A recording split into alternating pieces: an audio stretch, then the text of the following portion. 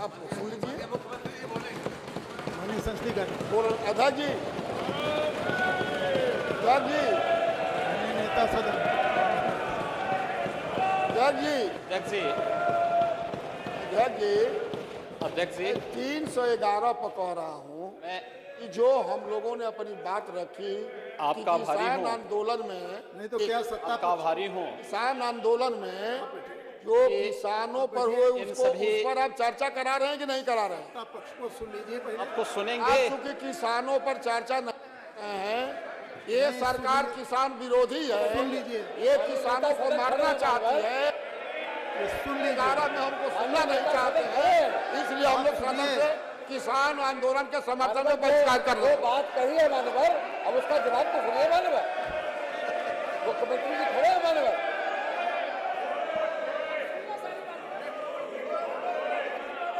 अध्यक्ष जी, ये है मानवर, ये है वास्तविकता, पीछे के लोग बैठ जाएं। ये भाग गए मानवर। ये है सच्चाई।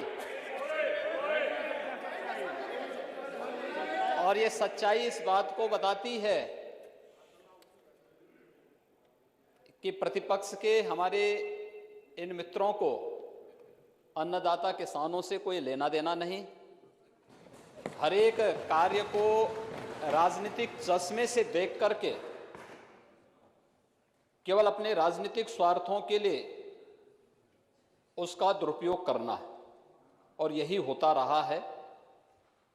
दुर्भाग्य से आज़ादी के बाद से लेकर के और 2014 तक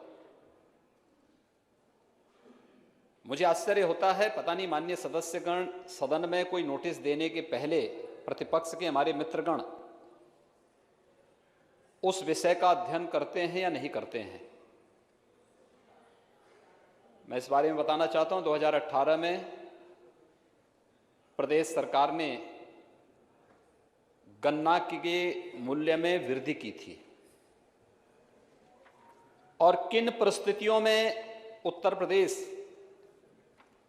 अपनी 119 चीनी मिलों का संचालन कर रहा है, वह भी तब कोरोना कालखंड में हम सब जानते हैं जब देश के अधिकतर राज्यों में आधी से अधिक चीनी मिलें बंद हो चुकी थी, तब प्रदेश सभी 119 चीनी मिलों का संचालन कर रहा था।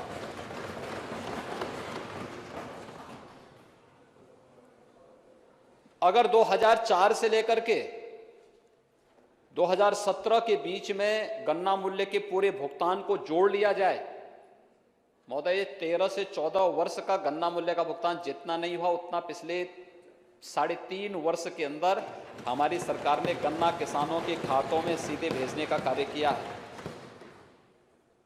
चिंता अन्नदाता किसान नहीं व्यक्त कर रहा है, लेकिन हां, अन्नदाता किसान को धोखा देकर के दलाली करने वाले लोग आज जरूर इस बात को लेकर के चिंतित हैं, ये पैसा सीधे उनके खातों में क्यों जा रहा है। आज तो पर्ची भी उनके स्मार्टफोन पर प्राप्त हो जा रही है, तो ये जो दोषी दलाली का जरिया था वो भी समाप्त हुआ, इसलिए उनकी चिंता ज्यादा उसमें दिखती है। इसके पीछे सद्भावना नहीं, दुर्भावना ज्यादा है। और इसलिए महोदय, दुर्भावना वाली बात को, क्योंकि सच स्वीकार करने की हिम्मत नहीं, इसलिए भाग खड़े हुए, ये भाग खड़े हुए।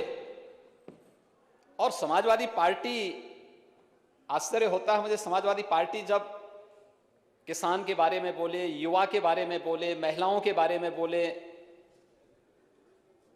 तो मुझे आश्चर्य होता है। प्रदेश के अंदर हम लोगों ने एंटी भू माफिया टास्क फोर्स बनाया हुआ है। 67,000 हेक्टेयर से अधिक लैंड हम लोगों ने इन भू माफियाओं के कब्जों से मुक्त कराई है। ये ज्यादातर जमीनें सत्ता में रहने के दौरान इन लोगों ने जबरन किसानों की ही दबाई थी या सार्वजनिक जमीनों को कब्जा किया था, जिन्हें आज कब्जों से मुक्त करा करके कहीं डिफेंस कॉरिडोर में उसका उपयोग किया जा रहा है, कहीं प्रदेश में नए निवेश को आमंत्रित करने के लिए इन कार्यों को किया जा रहा है, और कहीं पर किसानों के हितों के लिए निराश्रित गोवंश आश्रय स्थल भी उन्हीं भूमि पर बनाने का काम हो रहा है, जिसमें 6 लाख से अधिक गोवंश के संरक्षण का कार्य वर्तमान में प्रदेश सरकार कर रही है। अन्नदाता किसान के लिए एमएसपी की जो बात की जा रही है, एमएसपी वास्तव में प्रधानमंत्री मोदी जी ने दिया है देश के किसानों को, और प्रदेश के अंदर प्रोक्योरमेंट की पॉलिसी हमारी सरकार 2017 में लेकर के आई है। नहीं तो 2003 से लेकर के 2017 के बीच में आप देखेंगे 3 लाख, 5 लाख, 6 लाख कुंटल तक ही प्रोक्योरमेंट होता था। इस वर्ष धान के क्रय की आप बात कर रहे हैं, कोरोना के बावजूद 66 लाख मीट्रिक टन धान का क्रय इस बार एमएसपी के आधार पर धान के किसानों से किया गया। चीनी मिलें हमारी संचालित चल रही हैं, चीनी मिली ही नहीं, खांडसारी के लाइसेंस भी फ्री कर दिए गए, ऑनलाइन उनको सभी लाइसेंस मिलेंगे। ये सब किसानों के हितों को ध्यान में रख करके सारी कार्रवाई सरकार ने की। कोरोना कालखंड के दौरान गेहूं की फसल तैयार थी, गेहूं की फसल के लिए केंद्र बनाने थे, उस समय भी प्रदेश सरकार ने जगह जगह क्रय केंद्र स्थापित किए, हमें अतिरिक्त व्यवस्था देनी पड़ी, और लेकिन किसी भी किसान को हम लोगों ने निराश नहीं होने दिया। प्रोक्योरमेंट जितना पिछले 3.5 पौने 4 वर्ष के दौरान हुआ है, महोदय मैं दावे के साथ कह सकता हूं कि किसी भी सरकार की, वह समाजवादी पार्टी की दोनों बार की सरकार रही हो, 2003 से लेकर के 2017 के बीच में, और बहुजन समाज पार्टी की सरकार रही हो, ये सभी अपने समय के कार्यकाल को देखें और फिर तुलना करेंगे इन 3.5 वर्षों के कार्यकाल के दौरान, तो इनके 5 वर्ष के कार्यकाल पर 3 वर्ष का कार्यकाल कई बारी हावी होता हुआ दिखाई देता है, भारी पड़ता है। जहां तक केंद्र सरकार के द्वारा बनाए गए 3 कृषि कानून हैं, मैं विनम्रता के साथ कहना चाहूंगा कि केंद्र सरकार ने इसके लिए इस किसान संगठनों के साथ बड़े सम्मान के साथ वार्ता के लिए आमंत्रित किया, कई दौर की बातचीत हुई, और हर एक स्तर पर केंद्र सरकार इस समस्या को संवाद के माध्यम से समाधान करने के लिए पूरी ईमानदारी और पूरी प्रतिबद्धता दिखाई। हर स्तर पर संवाद बनाए रखा गया।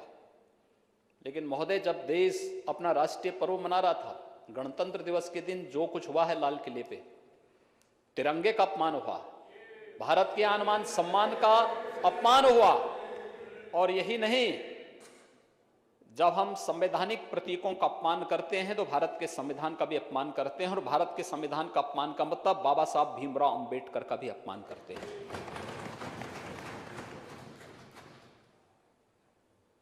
कौन वे लोग हैं जो इस आंदोलन की आड़ में आकर के भारत की छवि को देश के अंदर भी और दुनिया के अंदर भी खराब करने का प्रयास कर रहे हैं? क्या ये साजिश नहीं? जब भारत दुनिया के अंदर अपनी एक धमक के साथ आगे बढ़ रहा है, दुनिया के अंदर भारत एकमात्र देश है जिसने 2 कोरोना के वैक्सीन बनाए हैं, लॉन्च किए हैं, न केवल अपने देशवासियों को दे रहा है बल्कि दुनिया के अपने मित्र देशों को भी पहुंचाने का कार्य कर रहा है। वह दिन आप भूले नहीं होंगे जब भारत की वैक्सीन ब्राजील में जाती है तो ब्राजील के राष्ट्रपति जी ने संजीवनी बूटी से उसकी तुलना की कि जैसे हनुमान जी संजीवनी बूटी लेकर के आए थे लक्ष्मण जी का प्राण बचाने के लिए, ऐसे ही ये कोरोना वैक्सीन जो भारत ने विकसित की है, ये हमारे देशवासियों के लिए संजीवनी बूटी का कार्य करेगी। जब ये देश और यानी दुनिया के अंदर अपनी इस धमक को बना रहा है, जब दुनिया के अंदर भारत की एक नई पहचान बन रही है, और जब दुनिया का सबसे ज्यादा निवेश भारत के अंदर आ रहा है और सबसे अच्छे निवेश के गंतव्य के रूप में भारत एक नई धमक के साथ दुनिया के अंदर जा रहा है, दुनिया में अपनी एक नई पहचान बना रहा है, तब भारत की छवि को धूमिल करने के लिए कुत्सित प्रयास किस रूप में हो रहे हैं, ये किसी से छुपा हुआ नहीं है।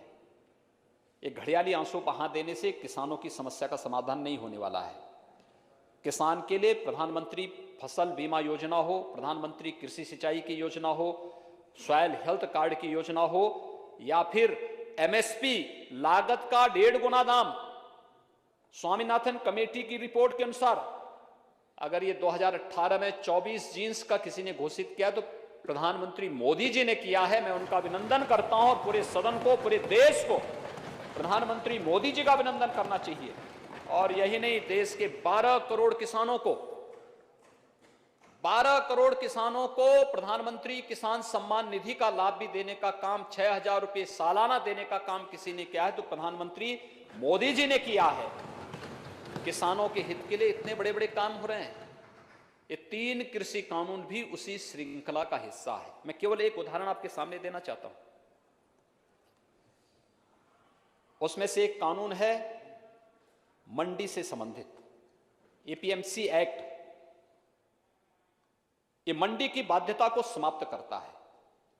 मैं किसान हूं, अगर मेरी मर्जी आएगी मैं मंडी समिति में जाऊंगा, और मेरी मर्जी आती है कि मैं मंडी में नहीं जाना चाहता तो कहीं भी मैं अपनी उपज को बेच सकता हूं, अपने खेत में, अपने खलिहान में, या फिर मुझे लगता है कि यूपी में अच्छा दाम नहीं मिल रहा है, मुझे यूपी के बाहर अच्छा दाम मिलेगा, मैं लेके जाऊंगा, मेरी उपज पर कोई टैक्स नहीं लगेगा। ये गारंटी देश के किसानों को ये कानून देता है। लेकिन जो बीच के दलाल हैं उनको बुरा लग रहा है। ये लाभ किसान को क्यों मिलेगा? ये लाभ किसान को क्यों देने का प्रयास हो रहा है? एक छोटा सा उदाहरण मैं देता हूं। अभी 1.5 महीने पहले मेरे पास उद्यान विभाग ने एक कार्यक्रम के लिए मुझसे अनुरोध किया कि एक स्ट्रॉबेरी फेस्टिवल है झांसी में, इसका उद्घाटन करना है। महोदय, स्ट्रॉबेरी फेस्टिवल का उद्घाटन, मैं वहां पर प्रदेश के अंदर चल रहे इस आंदोलन के कारण मैं वहां फिजिकली उपस्थित नहीं हो पाया, तो मैंने उनसे आग्रह किया कि मैं वर्चुअली इसका उद्घाटन कर लूंगा। उन्होंने कहा हाँ, हम चाहते हैं केवल आप उद्घाटन कर लें। तो मैंने वर्चुअली उद्घाटन किया। बुंदेलखंड में स्ट्रॉबेरी का उत्पादन, एक नया प्रयोग, एक नया अनुभव। आदरणीय प्रधानमंत्री जी ने अपने मन की बात में उसकी चर्चा भी की। मैंने उस परिवार को बुलाया। झांसी में एक चावला सिख परिवार की एक युवती ने पहले घर की छत के ऊपर स्ट्रॉबेरी का उत्पादन शुरू किया और बाद में 1.5 एकड़ खेती में उन्होंने स्ट्रॉबेरी की खेती प्रारंभ की। एक सामान्य किसान जब अपने 1.5 एकड़ खेती में धान या गेहूं की फसल पैदा करता है तो साल में उसको मुश्किल से दोनों फसलों को मिलाकर के हम देखेंगे तो कुल उसका लाभ मुश्किल से 30 से 40 हजार रुपए का ही लाभ वो कमा सकता है, इससे ज्यादा नहीं कमा सकता। और 1.5 एकड़ की खेती में इस परिवार ने 4 महीने के अंदर कितना मुनाफा कमाया? 36 लाख का। 36 लाख का। महोदय, यही 36 लाख प्रधानमंत्री मोदी जी हर किसान की जेब में डलवाना चाहते हैं कि जैसा लाभ स्ट्रॉबेरी खेती के माध्यम से एक किसान झांसी के अंदर लाभांश पैदा कर सकता। और वो स्ट्रॉबेरी कहां जा रहा है? कुछ यूपी के मार्केट में, कुछ दिल्ली के मार्केट में, कोई टैक्स नहीं। ये इस कानून ने उस किसान को एक सुरक्षा दी, एक संरक्षण दिया है। और यही बुरा लग रहा है हमारे विपक्ष के मित्रों को जो वॉकआउट करके भाग करके चले गए हैं, जिनको इससे कोई मतलब नहीं, क्योंकि कानून क्या है उनको भी स्वयं मालूम नहीं कानून क्या है, लेकिन बोलना है, विरोध में बोलना है, इसलिए विरोध में बोलेंगे। गन्ना किसानों को 1,23,000 करोड़ रुपए का गन्ना मूल्य का भुगतान हुआ, इसकी चर्चा नहीं करेंगे। खांडसारी को लाइसेंस फ्री कर दिया गया, इसकी चर्चा नहीं करेंगे। गन्ना किसानों की पर्ची में और घटतोली में पूरी तरह पाबंदी लग गई। पूरी प्रतिबद्धता के साथ आज किसान चीनी भी उत्पादन कर सकता है, इथेनॉल भी उत्पादन होगा, खांडसारी भी उत्पादन होगा। उत्तर प्रदेश के अंदर पूरी मजबूती के साथ हो रहा है और किसान को उसका दाम मिल रहा है। ये उनको बुरा लग रहा है, कैसे हो पा रहा है? क्योंकि पहले तो पर्ची में दलाली होती थी, इसके बाद खांडसारी उद्योग में लाइसेंस के नाम पर पैसे ऐंठे जाते थे, फिर चीनी मिलों में अपना खेल अलग से प्रारंभ होता था।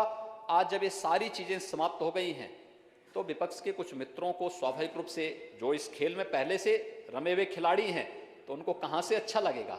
तो उनकी जो है जो खींच है उस खींच को कहीं ना कहीं तो उतारने का प्रयास करेंगे ही। दूसरा, महोदय, प्रधानमंत्री जी ने बार बार कहा एमएसपी जारी रहेगी। एमएसपी पे हम आज भी धान का क्रय कर रहे हैं। 28 फरवरी तक धान का क्रय हर उस केंद्र पे जो धान क्रय के लिए केंद्र खोले गए हैं उस सब पे धान क्रय लगातार चल रहा है, कहीं कोई समस्या नहीं। बृहद पैमाने पर धान का क्रय प्रदेश के अंदर हो रहा है। उत्तर प्रदेश में मैं कहता हूं जितना हम एक साल में क्रय कर रहे हैं, बहुजन समाजवादी पार्टी और समाजवादी पार्टी के 5-5 सालों का रिकॉर्ड आप देख लीजिए, जितना इन्होंने 5 साल में नहीं खरीदा, हमने एक साल में उतना धान किसानों से सीधे खरीदा है और एमएसपी उनके खाते में भेजा है, सीधे उनके खाते में एमएसपी भेजा है। तो एमएसपी का लाभ किसान को देने की गारंटी भी प्रधानमंत्री जी बार बार दे रहे हैं कि एमएसपी जारी रहेगी, किसान पे निर्भर करेगा। अगर एमएसपी से ज्यादा दाम किसान को मार्केट के बाहर अगर मिलता है तो किसान को स्वतंत्रता क्यों नहीं मिलनी चाहिए कि किसान अपनी उपज को सीधे बेचे और उसका मुनाफा कमाए। तीसरा, कॉन्ट्रैक्ट फार्मिंग की जो बात है, ये कॉन्ट्रैक्ट फार्मिंग ये म्यूचुअल अंडरस्टैंडिंग होती है और उसमें किसान के पक्ष में वह म्यूचुअल अंडरस्टैंडिंग होना है, किसी ऐसे व्यक्ति के पक्ष में नहीं।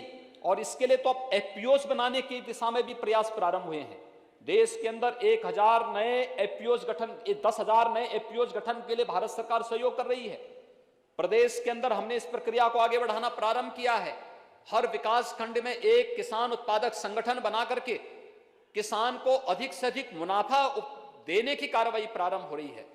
एफपीओस का मतलब या कॉन्ट्रैक्ट फार्मिंग का मतलब यह है कि सभी लोग एक साथ, अब आप देखेंगे पश्चिम में बड़ी जोत के किसान हैं, लेकिन अगर आप पूरब में जाएंगे तो पूरब में छोटी जोत के किसान हैं। सभी लोग छोटी छोटी खेती का काम करते हैं। अगर इसी में कुछ किसान खेती के साथ जुड़े हैं, कुछ फूड प्रोसेसिंग के साथ जुड़ जाएं, कुछ लोग किसी अन्य उसके साथ इथेनॉल के साथ जुड़ जाएं, कुछ लोग बायोफ्यूल के साथ जुड़ जाएं और उसी एक खेती को व्यवस्थित रूप से संचालित करके आगे बढ़ा दिया जाए, मैकेनाइज खेती उसमें प्रारंभ कर दी जाए, मुनाफा तो हर एक किसान की जितना रुपया होगा उसके अनुसार, जहां वह 10,000 रुपये कमा रहा है एक अपने खेत के छोटे से टुकड़े में साल में, अगर उसी में उसको 1 लाख रुपए या 5 लाख रुपए सालाना मिल जाए तो किसान के चेहरे पर खुशहाली लाने का प्रयास है और किसान के आमदनी को कई गुना बढ़ाने की प्रक्रिया के हिस्से हैं, जिससे उसके चेहरे पर खुशहाली आए। और अन्नदाता किसानों के हित के लिए बनाए गए कानून को देश के सभी प्रगतिशील किसानों ने उसका सम्मान किया है, स्वागत किया है। लेकिन उसके आड़ में देश में अराजकता पैदा करने का प्रयास कुत्सित निहित तत्वों के द्वारा करने का जो प्रयास हो रहा है, ये मुझे लगता है कि स्वीकार्य नहीं होना चाहिए और कोई भी स्वाभिमानी समाज इसको स्वीकार नहीं कर सकता है। हमें तथ्यों पर बात करनी चाहिए, तर्कपूर्ण तरीके से अपनी बात को रखनी चाहिए, गुमराह करके नहीं, अराजकता पैदा करके नहीं, तोड़फोड़ करके नहीं, भारत के संवैधानिक प्रतीकों का अपमान करके नहीं और कॉमन मैन के आवागमन को, सामान्य जन के आवागमन को बाधित करके ये सब कार्य नहीं हो सकते हैं। हमें समस्या का समाधान, अगर कहीं कोई कंफ्यूजन है, समाधान संवाद से होगा। लोकतंत्र संवाद की सबसे बड़ी ताकत है। ये लोकतंत्र की ताकत है संवाद। इसमें सहमति असहमति होगी, लेकिन सहमति और सहमति असहमति के बीच में समन्वय स्थापित करना, यही तो लोकतंत्र का काम है। और बार बार इस चीज के लिए केंद्र सरकार कर रही है। आदरणीय प्रधानमंत्री जी ने इस बात को भी कहा कि भाई तो विकल्प है, इस विकल्प पे आप विचार करिए। हर प्रकार के आश्वासन दिए गए हैं और उस आश्वासन के साथ मैं तो फिर भी अपील करूंगा सभी उन संगठनों से, यानी जो लोग अराजकता फैलाने पे उतारू हैं, वो पक्ष अलग है, वो तो हर परिस्थिति में करेगा, वो तब भी करते थे। तब अयोध्या के लिए भी कहते थे परिंदा पर नहीं मार सकता, तो अयोध्या में भव्य राम का मंदिर बन ही रहा है। अब इनके परिंदा पर में मारने से तो उसमें कौन कर सकता है? ये काम तो हो ही रहा है अयोध्या में। कौन सच था, ये सबके सामने है। हम लोग जो बात उस समय कहते थे, 1990 में कहते थे, 1992 में कहते थे, आज भी हम अपनी बात पर अड़िग हैं। हम उससे तनिक भी दरदर नहीं हुए, कभी तनिक भी दरदर नहीं हुए हैं। और मैं फिर इस बात को कहूंगा कि किसानों के हित के लिए हमारी पूरी प्रतिबद्धता है। अगर ये लोग प्रतिबद्ध होते तो बाण सागर परियोजना को समयबद्ध ढंग से काम पूरा क्यों नहीं कर पाए थे? जनता पार्टी की सरकार में स्वर्गीय मोरारजी देसाई जी ने उस योजना का शिलान्यास किया था, पूरा तो हमने किया 2018 में। ये लोग कभी पूरा क्यों नहीं किए? किसान के लिए उसको तकनीक चाहिए, उसको मार्केट चाहिए, उसको खेत के लिए पानी चाहिए, मनरेगा के माध्यम से, कन्वर्जेंस के माध्यम से उसको शासन का संबल चाहिए, हर स्तर पर उसको न्यूनतम समर्थन मूल्य की गारंटी मिलनी चाहिए। हमारे क्रय केंद्र इसकी गारंटी उसे उपलब्ध करा रहे हैं। लेकिन इन सब से इतर जिन लोगों ने किसानों के हकों पर डकैती डालने का काम किया, जिन लोगों ने अपनी सरकार के समय किसानों पर जुल्म ढाए, जिन लोगों ने किसानों को कि यानी गन्ना किसान कितना हतप्रद हो चुका था। 2017 में जब हम आए थे 2010-11 से गन्ना मूल्य का बकाया बाकी था। किसकी सरकार थी 10-11 में? 12 से 17 के बीच में किसकी सरकार थी? और उसके बाद हमारी सरकार आई, गन्ना मूल्य का भुगतान करना प्रारंभ किया है। और हम भी जानते हैं अंतर्राष्ट्रीय मार्केट की स्थिति बहुत अच्छी नहीं है। कोरोना के दौरान चीनी मिलें, जब महाराष्ट्र की आधी से अधिक चीनी मिलें बंद हो गई, कर्नाटक की चीनी मिलें बंद हो गई, तब भी उत्तर प्रदेश के अंदर गन्ना विभाग एक एक चीनी मिल के साथ खड़ा होकर के चीनी मिलों को चला रहा था और इस बात की गारंटी दे रहा था। 25 मार्च से लॉकडाउन प्रारंभ हुआ, लेकिन चीनी मिलें जून तक यहां चली हैं। लॉकडाउन के दौरान भी हमने उस प्रकार के उपाय किए कि चीनी मिलें भी चलें, किसान को गन्ना पहुंचाने में दिक्कत न हो। अप्रैल में, 1 अप्रैल से प्रोक्यूरमेंट की कार्रवाई हमने प्रारंभ कर दी थी गेहूं के लिए। जब लॉकडाउन था, उत्तर प्रदेश पहला राज्य था जहां पे गेहूं क्रय केंद्र स्थापित हो गए थे और किसानों को वहां तक पहुंचाने, वहां तक लाने आवश्यकता पड़ती थी तो खेत में जाकर के ही हमारे अधिकारी कर्मचारी वहीं जाकर के उनसे क्रय करते थे कि भाई आपको परेशानी न हो। कोरोना संक्रमण को भी रोकना था। और मैं कह सकता हूं हमारी टीम ने, मेरे चाहे मंत्रिमंडल के सहयोगी हों या हमारी प्रशासनिक टीम हो, पुलिस की टीम हो, हमारे स्वास्थ्य कर्मी हो, स्वच्छता कर्मी हो, कोरोना वॉरियर्स हो, इन सब ने मिलकर के जो कार्य किया उसका परिणाम है कि उत्तर प्रदेश कोरोना प्रबंधन में भी सबसे अच्छा परिणाम दिया है, किसानों के हितों के लिए कार्य करने में भी सबसे अच्छा परिणाम दिया है। और आगे भी उत्तर प्रदेश सरकार किसानों के हित के लिए हर प्रकार से प्रतिबद्ध होकर के कार्य करने के लिए पूरी तरह प्रतिबद्ध है। केंद्र सरकार और राज्य सरकार के समन्वय से किसानों के लिए, नौजवानों के लिए, महिलाओं के लिए, मजदूरों के लिए, व्यापारियों के लिए, समाज के प्रत्येक तबके के लिए पूरी प्रतिबद्धता के साथ कार्य करने के लिए हम लोग पूरी तरह ईमानदारी पूर्वक लगे हुए हैं। और मुझे लगता है, और आपसे भी मैं विनम्र अपील करूंगा अध्यक्ष जी, कि मान्य सदस्यों को बताएं कि अगर कोई मुद्दा उठाते हैं तो सुनने की आदत भी उसमें डालें। देखिए, उस बिगड़ेल खिलाड़ी की तरह हम लोगों को आदत बंद करनी चाहिए कि जो खेल की शुरुआत करके अधूरे में छोड़ करके भाग खड़े होते हैं। और ये समाजवादी पार्टी की आदत है कि हमेशा जब उनको लगता है कि अब उनके पास कोई मुद्दा नहीं बचा हुआ है, ये लोग तो वैसे भी इस फील्ड के बहुत वैसे खिलाड़ी हैं जिन लोगों ने प्रदेश के किसानों का कितनी क्षति की है, कितनी पुण्य क्षति की। किसी ने चीनी मिलें बेच दी, किसी ने जो है किसानों को, यानी प्रोक्यूरमेंट तो सेंटर कभी चलाया ही नहीं। बाढ़ की समस्या के समाधान के लिए इनके पास कोई योजना नहीं थी। जन की भी हानि होती थी, धन की भी हानि होती थी। हम लोगों ने तो दलहन के लिए, तिलहन के लिए, मकई के लिए, आलू के लिए समर्थन मूल्य हमारी सरकार ने घोषित किया। आज हर किसान खुशहाल है, अच्छी दिशा में आगे बढ़ रहा है। परेशानी किसानों को नहीं, विपक्ष के उन मित्रों को है जिनकी दलाली का पैसा अब किसान के खाते में सीधे जा रहा है, उनको जरूर परेशानी है। सामान्य किसान को कोई परेशानी नहीं। और किसान संगठनों ने इसकी घोषणा बहुत पहले भी की है और आगे भी करेंगे। और मैं फिर इस बात के लिए आश्वस्त करता हूं, सरकार किसानों के हितों को पूरी तरह प्रतिबद्ध होकर के समर्पित भाव के साथ कार्य करेगी। और संवाद से अगर कहीं कोई कंफ्यूजन होगा तो समस्या का समाधान करने के लिए भी हम लोग पूरी तत्परता के साथ कार्य करने को तैयार हैं। और मुझे लगता है कि कहीं भी किसी पे कोई प्रतिबंध नहीं लगाया गया है, किसी भी प्रकार का कोई भी रोक टोक किसी कार्यक्रम में नहीं है। लेकिन हां, कानून को हाथ में लेकर के आगजनी, तोड़फोड़ या फिर संवैधानिक प्रतीकों का अपमान करने की छूट भी हम किसी को नहीं दे सकते हैं। प्रदेश की 24 करोड़ जनता की सुरक्षा हमारी जिम्मेदारी है और उस 24 करोड़ जनता की सुरक्षा के साथ किसी को भी खिलवाड़ करने की छूट सरकार नहीं देगी। मुझे यही आपसे कहना, यही आपसे विनम्र प्रार्थना करनी थी।